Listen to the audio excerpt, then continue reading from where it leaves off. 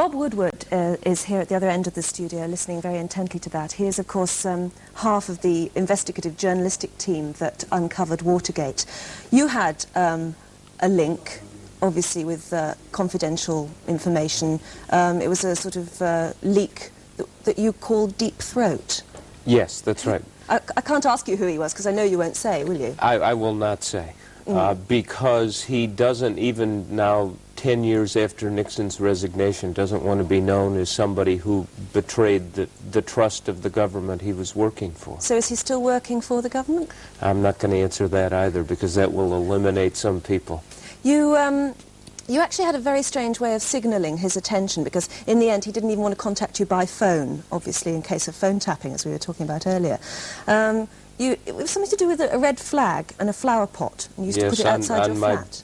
On my balcony, and that would tell him that we would meet that night, and he had a way of signaling me also. It was a copy of the Washington Post or the New York Times or something. And, that's right. And he used to put something in the top left right-hand corner. On page 20. Which suggests that he used to pass by your flat every morning. Perhaps. I mean, was he the postman or something? He was somebody who knew what he was talking about, as we now know, because what he told me and what he was able to help us with turned out to be true.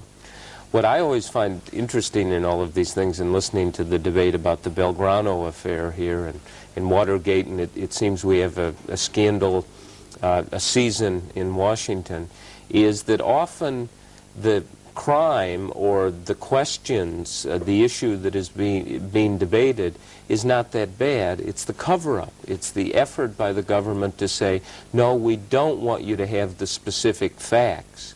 And in Watergate, I think Nixon had to resign because of the cover-up, not because of the bugging of the opposition headquarters. Yes, and we've got a Commons debate this afternoon which will be debating that very subject.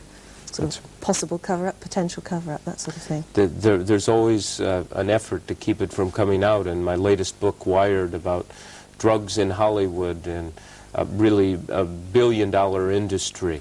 The same squawking and the same, either we already know about this, why do we have to know, or why are you naming names, why is this so specific? And is it true that once people do talk to you, they don't eventually usually like what you print? And because the wife of John Belushi in your book, let's just have a quick look at it again, actually says she doesn't even recognise her own husband from the book, and she feels you've betrayed her. Well, she says that, and then she speaks out of the other side of her mouth and said it turns out to have been worth it, and she would even do it again because maybe some people will have learned the lesson. Well, Woodward, it's fascinating business you're in, absolutely fascinating. I hope I never become one of your victims. It's 7:43, time for sport. Here's Richard Keys.